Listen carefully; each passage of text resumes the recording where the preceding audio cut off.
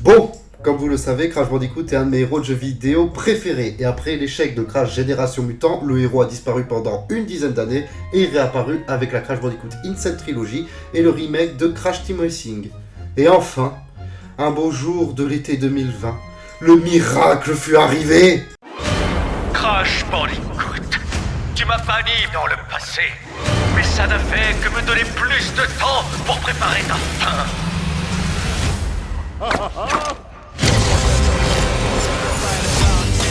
Il était enfin là, la suite directe de Crash Bandicoot 3, avec de nouvelles mécaniques, avec aussi les anciennes.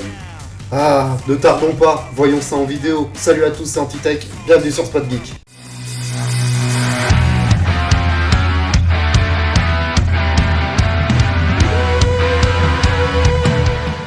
Crash Bandicoot 4 It's About Time reprend directement après Crash Bandicoot 3. Le Dr Cortex et le Dr Entropy s'échappent enfin de la dimension dans laquelle il était enfermé et vont s'aider des autres dimensions pour mettre le bazar et surtout se venger une bonne fois pour toutes de Crash Bandicoot, de Coco et de leur masque Aku Aku. Mais Crash et Aku Aku vont découvrir le poteau rose en voyant que les masques du Quantum ont été réveillés et ils vont essayer de les retrouver pour pouvoir fermer toutes ces dimensions et pouvoir arrêter le Dr Cortex et le Dr Entropy.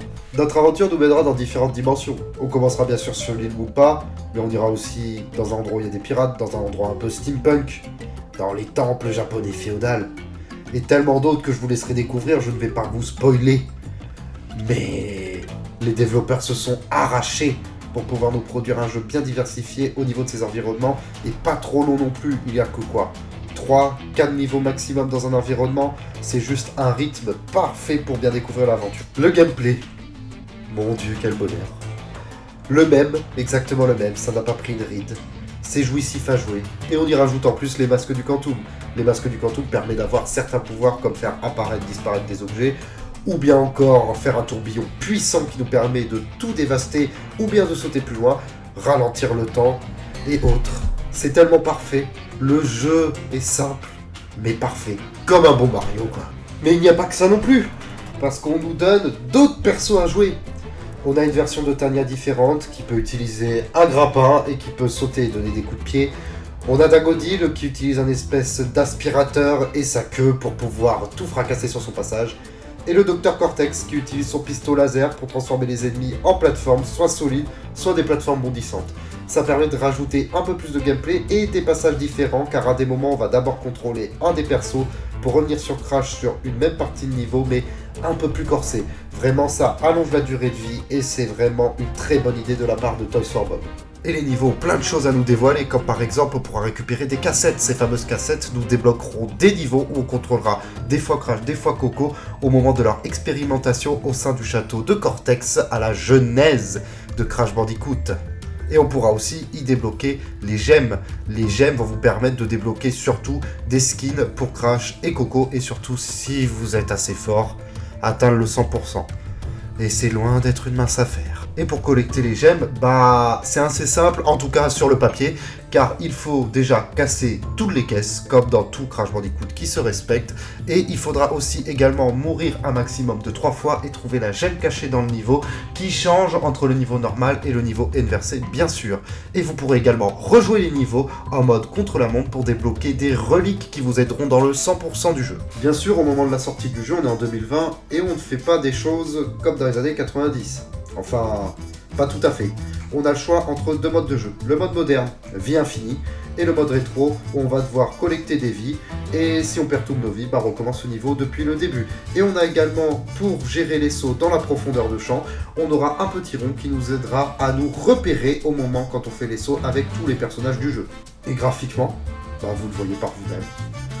C'est beau, c'est joli. Il y a eu un petit patch pour les consoles nouvelle génération pour que ça tourne parfaitement bien. Le redesign est parfait. Ça change de Crash Génération Mutant, bien sûr, où c'était pour moi personnellement très raté. Franchement, Toys for Bob, sans faute sur ça.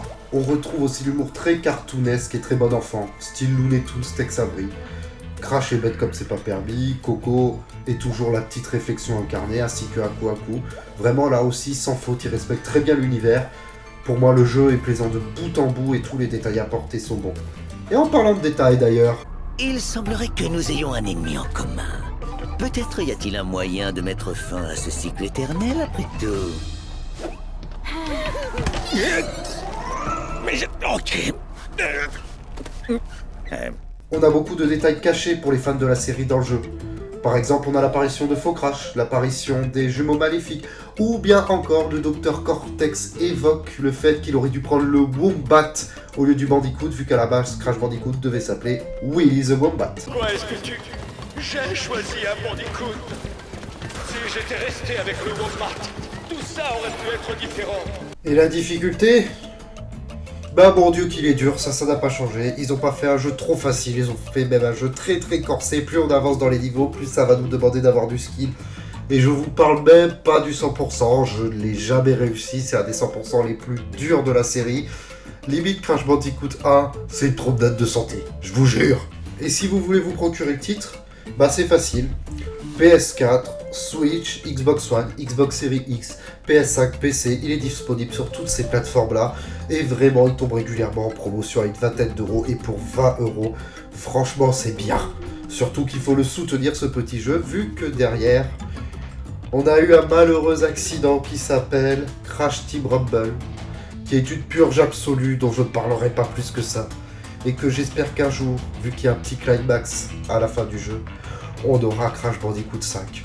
Mais s'il vous plaît, pas dans 20 ans. Voilà, c'était tout pour cette petite présentation plus avis sur Crash Bandicoot 4 It's About Time. J'espère que ça vous a plu. N'hésitez pas à vous manifester avec les j'aime, les commentaires et en vous abonnant. Rejoignez le Discord et l'Instagram. On met plein de choses. On commence à préparer plein de choses pour ces médias-là. Et surtout, je vous dis à une prochaine sur Spot Geek. Ciao tout le monde, c'était Antitech.